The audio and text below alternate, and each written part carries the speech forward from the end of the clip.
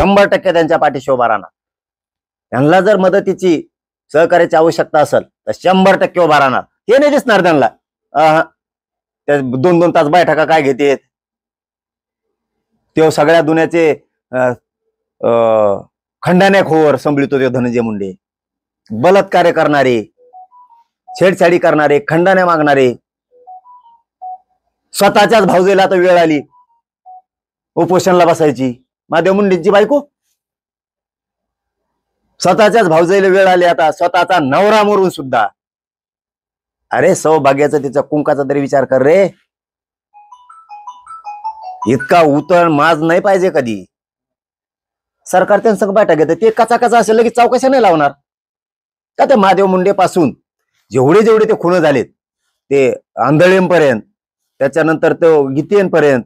हे गीते आता महादेव गीते कोणीतरी मध्ये जेलमध्ये. सरकारने फटदिशी यासाठी नेमायला पाहिजे.